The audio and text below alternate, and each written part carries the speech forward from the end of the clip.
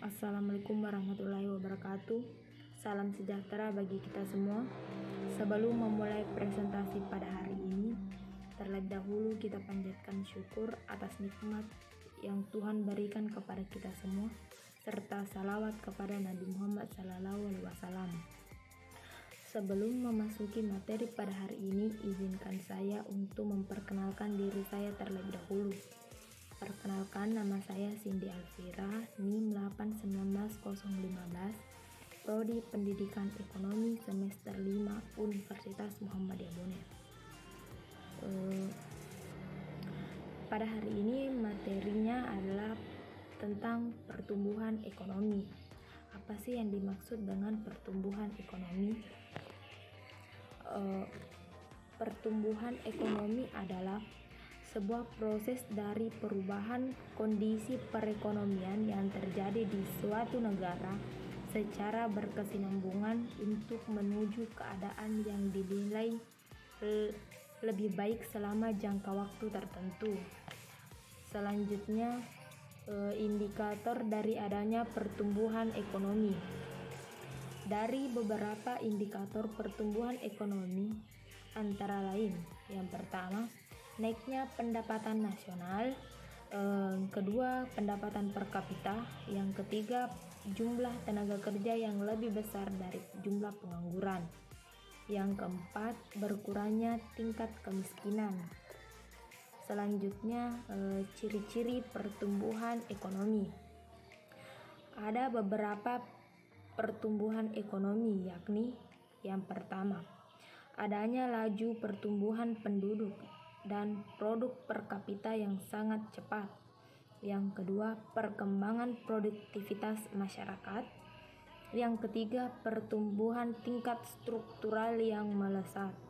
Yang keempat, tingkat urbanisasi yang melesat. Yang kelima, adanya ekspansi pada negara maju. Yang keenam, terjadi arus barang modal dan manusia di berbagai negara. Selanjutnya, faktor yang mempengaruhi pertumbuhan ekonomi. Yang pertama, sumber daya alam adalah sesuatu yang berasal dari alam, mencakup kesuburan tanah, letak dan susunannya, kekayaan alam, mineral dan sumber air, sehingga ke sumber kelautan. Yang kedua, sumber daya manusia adalah individu produktif yang berperan sebagai penggerak suatu organisasi baik di dalam perusahaan maupun institusi. Yang ketiga, akumulasi modal sebagai proses penambahan stok modal fisik pembuatan manusia berupa peralatan, mesin dan bangunan. Yang keempat, tenaga manajerial dan organisasi produksi sebagai salah satu bagian dalam proses pertumbuhan ekonomi, berkaitan erat dengan penggunaan faktor produksi dalam berbagai kegiatan perekonomian. Kelima, ilmu pengetahuan dan teknologi. Perkembangan ilmu pengetahuan dan teknologi yang semakin pesat mendorong percepatan proses pembangunan. Yang keenam, faktor politik dan administrasi pemerintah. Faktor utama yang mempengaruhi pertumbuhan ekonomi adalah struktur politik dan administrasi pemerintah. Yang ketujuh, aspek sosial budaya. Faktor utama yang mempengaruhi pertumbuhan ekonomi adalah aspek sosial budaya dalam kehidupan masyarakat. Selanjutnya, suatu negara yang mempunyai cara dalam mendorong pertumbuhan ekonomi.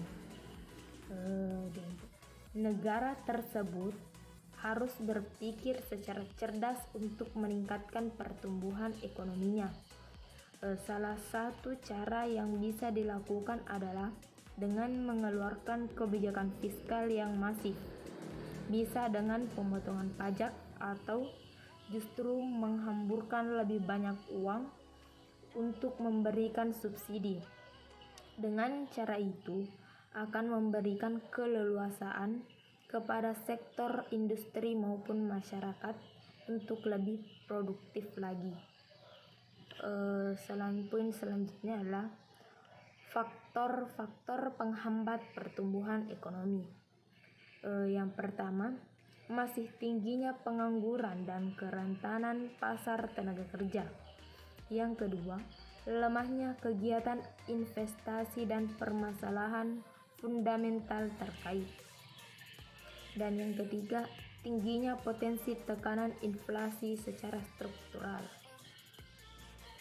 Poin selanjutnya ialah persamaan pembangunan ekonomi dengan pertumbuhan ekonomi.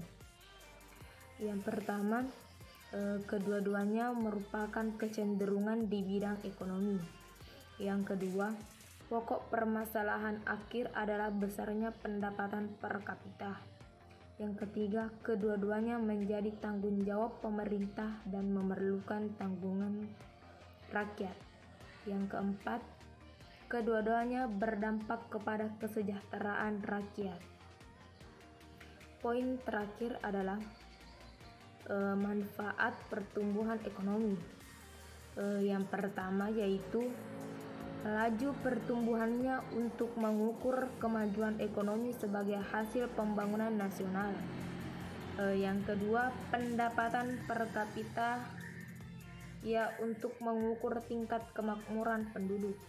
Yang ketiga, sebagai dasar pembuatan proyeksi atau perkiraan penerimaan negara untuk perencanaan pembangunan nasional atau sektor struktural dan regional. Selanjutnya, sebagai dasar penentu prioritas pemberian bantuan luar negeri oleh Bank Dunia atau lembaga internasional lainnya. Poin terakhir, sebagai dasar pembuatan perakiraan bisnis. Baik, mungkin itu saja yang bisa saya sampaikan pada hari ini. Lebih dan kurangnya mohon dimaafkan. Wabillahi taufik wal hidayah. Wassalamualaikum warahmatullahi wabarakatuh.